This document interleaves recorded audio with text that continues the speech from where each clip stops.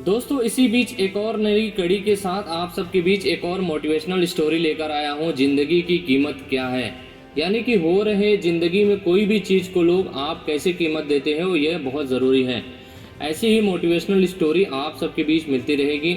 तो दोस्तों आज हम एक स्टोरी की बात करेंगे जिसमें गौतम बुद्ध ने कुछ बातें कही हैं कि इसके ज़रिए हम आपको बताएंगे कि बुद्ध के नज़रिए से हमारी ज़िंदगी की कीमत आखिर क्या होती है। हम में से बहुत से लोग ऐसे हैं जो अपनी ज़िंदगी की वैल्यू नहीं समझते हैं और अपने जीवन को ऐसी चीज़ों में बर्बाद कर देते हैं जिनसे हमारा नुकसान होता है। और एक और बात आपको बता दूं, कुछ लोग ऐसे भी होते हैं जो अपनी ज़िंदगी शराब के पीछे बर्बाद कर देते हैं, कुछ लोग अपनी ज़िंदगी को लड़कियों के चक्कर के पीछे बर्बाद कर देते हैं और कुछ लोग अपनी सारी ज़िंदगी पैसा पैसा करके बर्बाद कर देते हैं। आज के इस बुद्ध की मोटिवेशनल स्टोरी के जरिए हम जानेंगे कि हमारी ज़िंदगी की कीमत क्या है और हमें अपनी इस कीमत भरी ज़िंदगी को कैसे और किस तरह से जीना चाहिए। एक बार की बात है, गौतम बुद्ध अपने शिष्यों को ज़िंदगी से जुड़ी अच्छी चीज़ें को बता रहे थे। सभी शिष्य उनकी बातों को ध्यान से सुन रहे थे। उन सभी में से एक ऐसा शिष्य था जिसे प्रश्न पूछने की बहुत आदत होती है, और आपकी भी जीवन में कुछ ऐसे लोग होंगे जो काफ़ी सारे सवाल करते रहते हैं।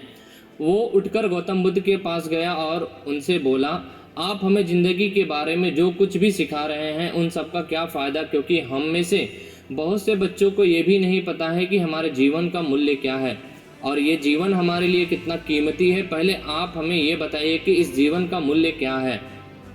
अपने शिष्य की बात सुनकर गौतम बुद्ध अपने कक्ष में गए और एक चमकता हुआ पत्थर का टुकड़ा लेकर आए। वो टुकड़ा अपने शिष्य को दिया और बोला, मैं तुम्हें इस जीवन का मूल्य तब बताऊंगा जब तुम इस पत्थर का सही मूल्य का पता लगाकर आओगे। साथ ही यह ध्यान रखना कि तुम्हें यह पत्थर का टुकड़ा किसी को बेचना बिल्कुल नहीं है। गौतम बुद्ध की बात मानकर वो शिष्य बाजार की तरफ चला गया।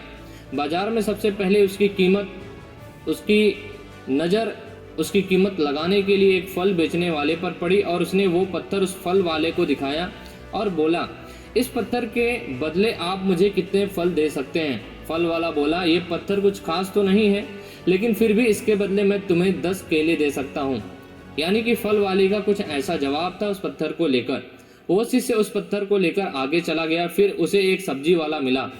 यानी कि बाजार में जब आप जाते हो तो कोई न कोई कुछ न कुछ बेचने वाला मिल जाता है। उसी प्रकार उस शिष्य को पहले फल वाला मिला, उसके बाद सब्जी वाला मिला।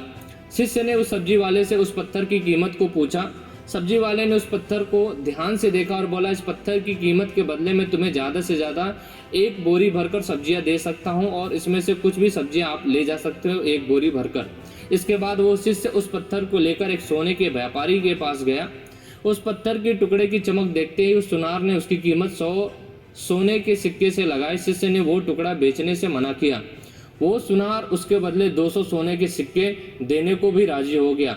यानी कुछ बात तो थी, कुछ खास बात उस पत्थर में थी कि सुनार उसे लेने के लिए भी रेडी हो गया। लेकिन शिष्य ने वो पत्थर नहीं बेचा। इसके बाद वो शिष्य एक हीरे के व्यापारी के पास गया। उसके सामने उसने वो पत्थर के टुकड़े को रख दिया।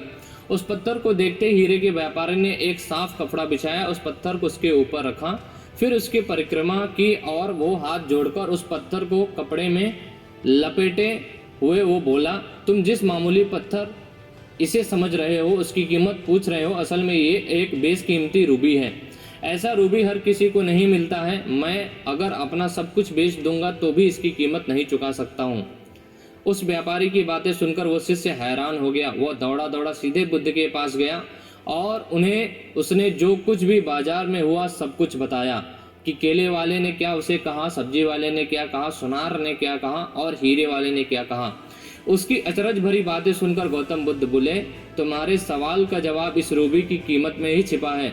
हमारे जीवन में भी एक रूबी जैसी कीमत है। रूबी की तरह ये भी बेशकीमती है, लेकिन हम इस बात को हमेशा नज़रअंदाज करते हैं और अपने जीवन का मूल्य नहीं समझते हैं। हम दूसरे को देखकर उनके जैसे जीवन जीने की कोशिश में अपने जीवन की कीमत को कम कर देते हैं। हम ये सोचते हैं कि हमारी ज़िंदगी की कीमत वही है जो दूसरे हमें बताते हैं, लेकिन ये बात हमेशा ध्यान रखना कि सामने वाला अपनी हैसियत, बुद्धि और अपनी समझ के हिसाब से तुम्हारी कीमत लगाता है। तो ऐसे ही आप अपने जीवन को किसी और को कंपैरिजन में ना बर्बाद करें। आपके जीवन की कीमत आप खुद हैं। आप उसकी कीमत कैसे लगाते हैं यह बहुत ज़रूरी है। तो ज़िंदगी में सिर्फ एक ही बार आपको जीवन मिलता है, तो अपनी ज़िंदगी को उतना ही कीमती समझे जितना कीमती आप अपने बैंक में रखे रुपयों को समझते हैं।